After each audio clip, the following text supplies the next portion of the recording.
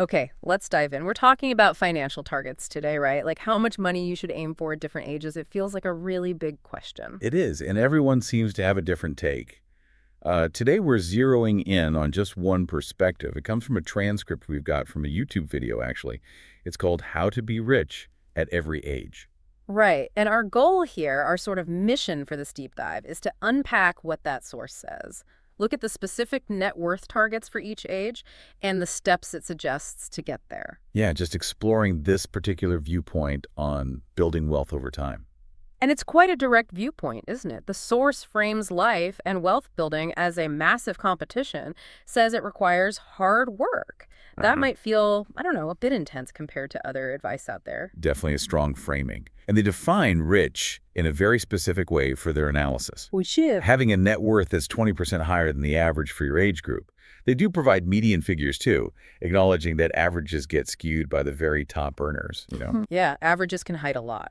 And just so we're all on the same page, the source defines net worth simply as assets minus liabilities. That's it, what you own minus what you owe. Simple concept, but the actual numbers and the strategies the source recommends. Well, they change quite a bit depending on your age. Okay, so where does this source kick things off? Which age group? They start right at the beginning, really, ages 18 to 24, foundational years. And what do the numbers look like there according to their data? Well, the average net worth cited is around $28,777. But, like we said, that average is pulled way up by a small group. The source mentions the top 10% hold 70% of the wealth. Wow, 70%. Yeah, and the top 50% hold like 98%. So the median, the typical person in the middle is much lower, only about $8,216. That's a huge difference between average and median. So using the rule, 20% above average. The rich target for this age is what, around $34,500? $34,448 or more, yeah. That's the goalpost they set for being rich in this bracket. Okay, so how do they suggest getting there? They give it a difficulty rating too, right? They do.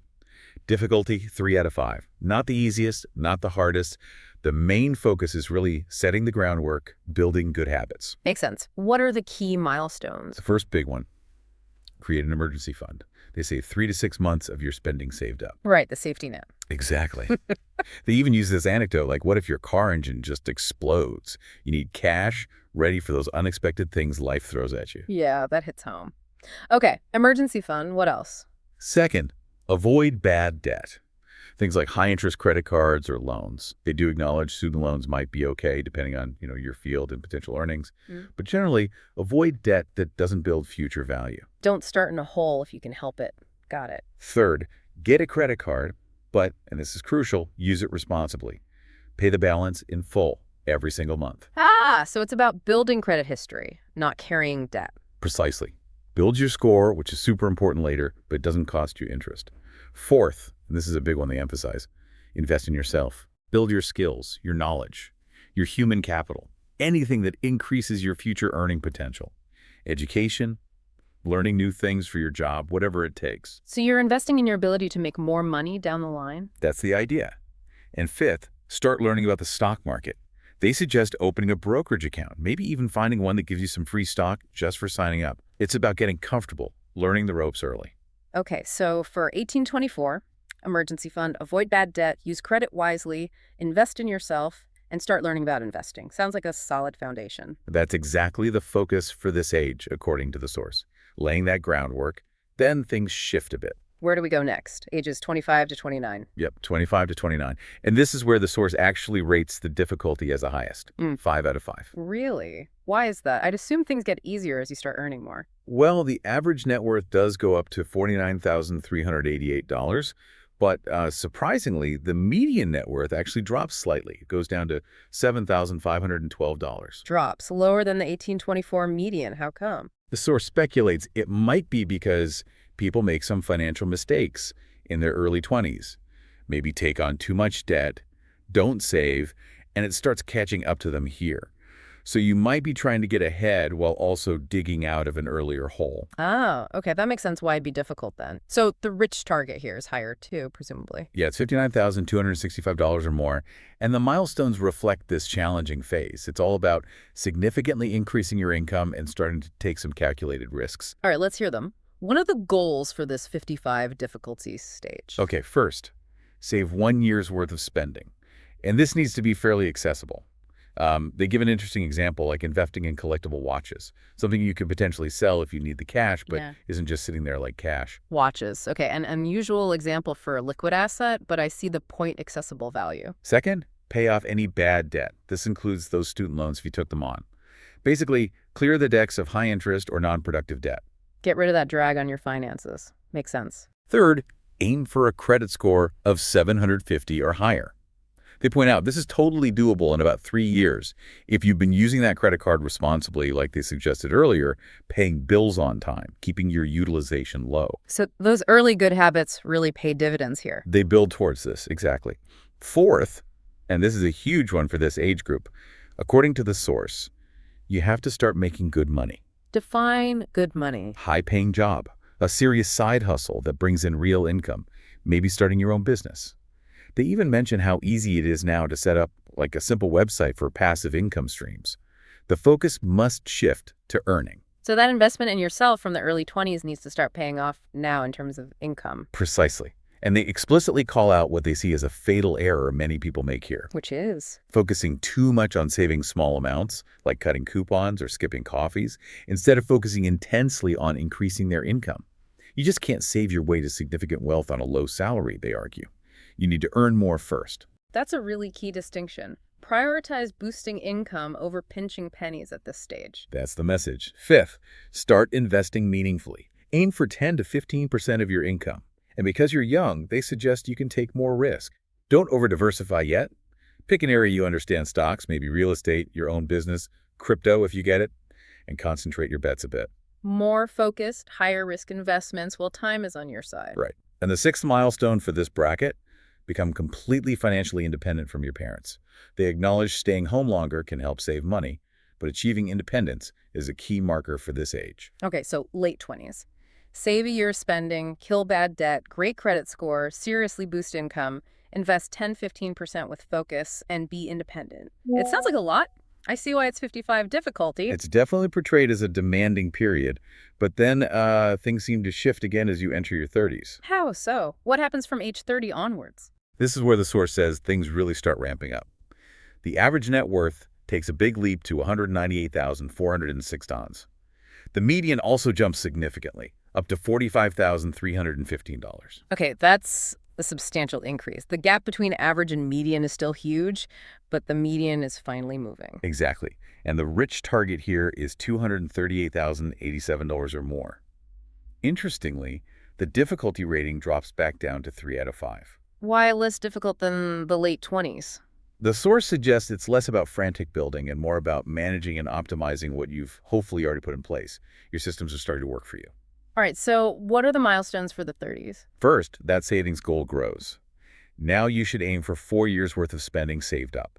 And this isn't cash under the mattress, it should be invested in liquid assets. So that emergency fund has evolved into a serious investment buffer. 4 years worth. Wow. The big step up. Second, they suggest this is often the time to consider buying a house. They acknowledge the debates, but point out that you stop paying rent and the potential appreciation adds to your net worth directly. The classic rent versus buy decision often tips towards buying here in this framework. Seems so. Third, really focus on maximizing tax-advantaged savings accounts. They mention things like 401ks and Roth IRAs in the US or ISAs in the UK. This becomes crucial because, as the source puts it, taxes really start to sting as your income grows in your 30s. Yeah, got to shelter that income as much as legally possible. Fourth, increase your investment rate to 20% of your income. Now, they suggest you might start thinking about more diversification depending on your comfort level with risk. And risk tolerance might change in your 30s, right? Absolutely. The source brings this up with a pretty vivid point. You might have a family now. They use this example. Maybe you'd sleep on a friend's couch if your investment went bust in your 20s, but you probably wouldn't ask your spouse and kids to do that. Yeah, that definitely changes your perspective on risk. So managing that risk, considering your life situation, becomes more important. In fact, the source says the biggest risk in your 30s is letting major life changes, marriage, kids derail the financial progress you've made. It's about discipline and managing what's working. Okay, so 30s. 4 years spending saved, invested. Consider home ownership, max out tax shelters, invest 20%, and manage risk around life changes, consolidating and growing. What about the 40s, ages 40 to 49? The source calls the 40s potentially the golden years for earning. Your career might be peaking. Average net worth jumps again to $692,597. The median's up to $145,771. Investments made earlier should be paying off. Getting close to that $1 million average mark. And the rich target. Over $831,116. So yeah, substantial numbers. And the difficulty drops again, down to 2 out of 5. Why even easier? What's the focus now? It seems the idea is that the heavy lifting of accumulation is largely done. The systems are running. Now it's about optimization and starting to look ahead towards retirement. Okay, what are the specific targets? First, have at least 10 years worth of spending saved in those liquid investments. They explicitly connect this to the 25x rule some people use as a benchmark for retirement readiness, having 25 times your annual spending saved. 10 years saved. That feels like real financial security taking shape. It does. Second milestone, get your mortgage fully paid off in your main home. Now, technically, mortgage debt can be good debt, but the source argues paying it off provides huge peace of mind as you approach retirement. It eliminates a major expense. Shifting from leveraging debt to eliminating it for security. I get that. Third, ramp up investing even more, to 30% of your income if possible. Since these are often peak earning years, the advice is to really maximize savings during this window to accelerate towards that final retirement goal. Squeeze the most out of those high-income years. Makes sense. And fourth, there's a specific point for business owners. If you own a business, they suggest planning for an exit towards the end of your 40s. An exit, like selling. Selling, or maybe bringing in a new CEO to run it. The reasoning is twofold. You want the money from the business sale or transition to have time to be invested and grow before you retire. And realistically, running a business takes a lot of energy, which might naturally decrease later on. That's a very strategic long-term point about converting business value and managing energy. Yeah. The source suggests that, compared to your 30s, major life upheavals might be less common in your 40s, allowing for more focus on hitting these financial targets. It's more about fine-tuning the machine. Optimizing the system. Okay, that brings us to the final stage, 50 and beyond. What does the source say about this period? This is where, if you follow the plan, you can apparently start to really relax. Your money's doing the work now. Sounds nice. What are the numbers? The average net worth officially crosses the $1 million threshold, $1,031,507. The median is $182,454. Still a big gap, but growing. The rich target is $1,237,884 or more. $1 million on average. And the difficulty rating must be low here. The lowest, 1 out of 5. The idea is the really hard work is done. Focus shifts to preservation, estate planning, and enjoying the fruits of your labor. Okay, what are the key goals for this final stage? First, hit that big savings target. Have at least 25 years worth of spending saved in liquid assets. This aligns with the 25x rule. If you hit this, the source says retirement should be a breeze. 25 times your spending saved. That definitely sounds like reaching the finish line for accumulation. Pretty much. Second goal, aim to clear all debt. Not just bad debt, but everything, even potentially a low-interest mortgage. Why clear even good debt now? Because when you're on a fixed retirement income, any debt payment reduces your flexibility and cash flow. Clearing it all frees up money for, travel, hobbies, whatever you want to do. Peace of mind again. Freeing up cash flow for enjoyment. Okay. Third, make sure you have a will. Seems obvious, but if you've built up assets, you need to ensure they go where you want them to go. It's about control. Planning your legacy. Makes sense. And fourth, get life insurance sorted, especially if you're the main earner and have dependents. It's a tough subject, the source acknowledges, but it's crucial protection for your family. Covering those difficult but necessary bases. Yeah. So this last stage is really about letting your investments carry the load, eliminating financial burdens like debt, getting your estate in order, and, well, relaxing because you've supposedly won the massive competition. Wow.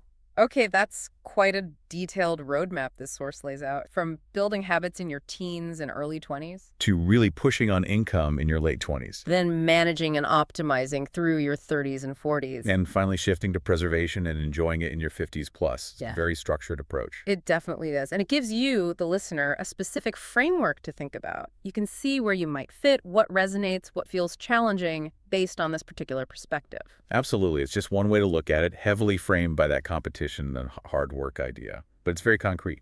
And it really highlights how the type of financial work changes so much over a lifetime, doesn't it? It's not just about saving more each year. The actual strategy shifts dramatically. It really does. Yeah. Which brings up a final thought, maybe. Given how This source talks about different kinds of financial hard work, earning aggressively early on, managing assets later, planning exits. How do you actually balance those shifts? Changing your mindset and approach as you move through life. What does finding your balance mean for how you personally tackle building wealth?